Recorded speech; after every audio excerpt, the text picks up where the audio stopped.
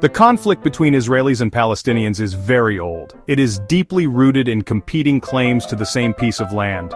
For Jewish people, this land is their ancestral homeland. It is central to their history and religious identity. They point to millennia of connection to this region. The Zionist movement in the late 19th and early 20th centuries aimed to establish a Jewish national home there. This dream became a reality with the creation of Israel in 1948. For Israelis, their state represents security. It is a refuge after centuries of persecution and the Holocaust. They seek to ensure its survival and protect its citizens from attacks. Palestinians, on the other hand, also have a long history in this land. They are the indigenous people who lived there for many generations. For them, the creation of Israel in 1948 led to what they call the Nakba, or catastrophe. Hundreds of thousands of Palestinians were displaced from their homes. They lost their property and became refugees. Their current reality is one of occupation in the West Bank and Gaza Strip. They strive for self-determination and a state of their own. They want an end to the occupation and the right of return for refugees, as per international law. These are fundamental demands. The current situation is marked by a significant power imbalance. Israel is a strong military and economic power. It controls large parts of the Palestinian territories. Palestinians in the West Bank live under Israeli military occupation. Gaza has been under a severe blockade for many years. This control affects every aspect of Palestinian life. It limits their movement, access to resources, and economic opportunities. This asymmetry of power is a crucial factor in understanding the conflict. It shapes the dynamics of any negotiation or confrontation. Many observers point to this imbalance as a major obstacle to peace. The core issues remain land, sovereignty, and security. Both sides have legitimate fears and aspirations. Israelis want to live securely, free from violence. Palestinians want freedom, dignity, and their own state. The conflict is also about recognition.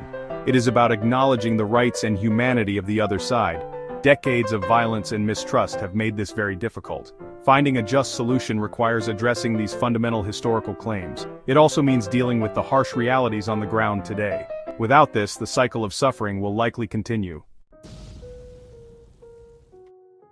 The conflict did not begin recently. Its history is filled with many wars and uprisings. The 1948 Arab-Israeli War led to Israel's establishment. It also caused the mass displacement of Palestinians. The 1967 Six-Day War was another turning point. Israel occupied the West Bank, East Jerusalem, Gaza Strip, and Golan Heights. This occupation continues to be a central issue.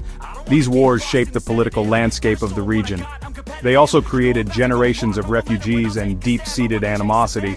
The memories of these events are still very vivid for many people. Peace efforts have been made over the years. The Oslo Accords in the 1990s offered some hope. They aimed to create a Palestinian Authority.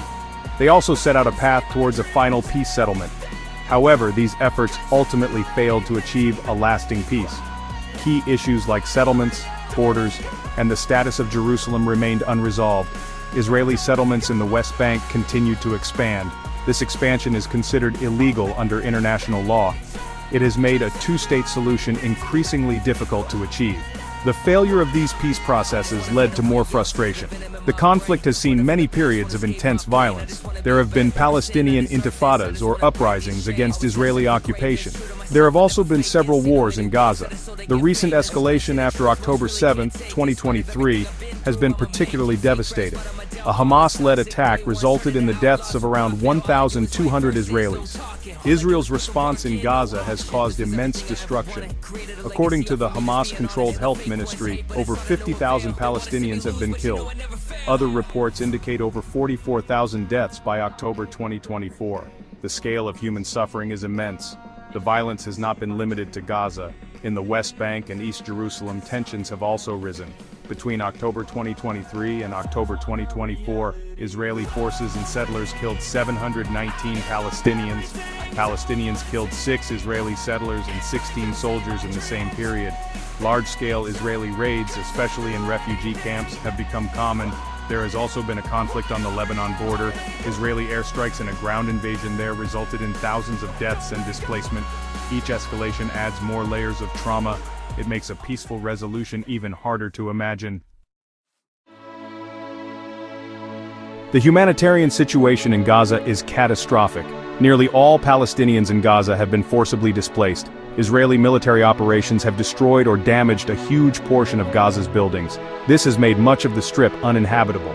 Schools and universities have been severely affected. Most health facilities are damaged or destroyed. The healthcare system has essentially collapsed. People are struggling to find shelter, food, and medical care. Life for ordinary Gazans has become a daily fight for survival. This crisis is a direct result of the ongoing conflict and blockade. Israel imposed a severe blockade on Gaza. This has severely restricted the entry of food and aid. For 11 weeks after October 2023, the denial was near total. Even after some easing, aid remains insufficient. As of October 2024, a large percentage of food aid was reportedly blocked. This has led to imminent famine in northern Gaza. The World Food Programme reported in May 2025 that over 70,000 children face acute malnutrition. A 4-year-old boy died of starvation. Tons of aid have decayed outside Gaza due to Israeli obstruction. Using starvation as a weapon of war is a serious violation of international law. The West Bank also faces a severe humanitarian situation. The Israeli government has approved thousands of new housing units in unlawful settlements. This happened between October 2023 and October 2024. Nearly 6,200 Palestinians in the West Bank were displaced from their homes. This was due to military demolitions and increasing settler violence. Israeli authorities apply Israeli civil law to settlers, but Palestinians live under military law. This denies them basic due process rights. Palestinian civil society organizations critical of these policies have been outlawed.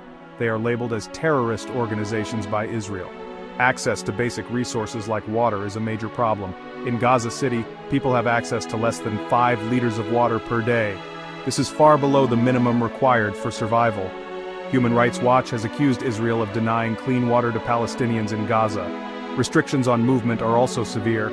Palestinians need hard-to-get permits to enter Israel or parts of the West Bank. Harsh travel restrictions within the West Bank affect daily life. They also impact economic activities like the olive harvest, causing significant losses. The cumulative effect of these policies is devastating.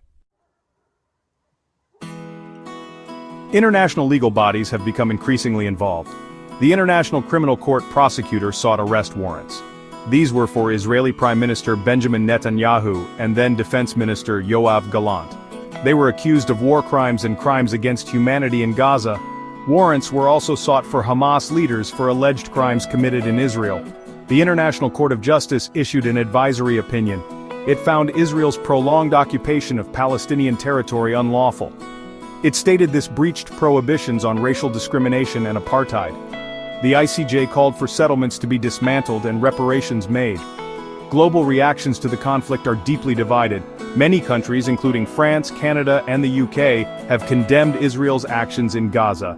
They specifically pointed to the use of hunger as a weapon. Prime Minister Netanyahu criticized these countries. He claimed their stance emboldens Hamas. The United States withheld funding from UNRWA for a period. However, it also approved over 100 arms sales to Israel since October 2023. Some countries like the Netherlands and Canada suspended some arms transfers to Israel. They cited risks of international law violations. Meanwhile, thousands have protested in cities like Stockholm and Paris. They demand international intervention and sanctions against Israel. Finding a path to peace is incredibly challenging.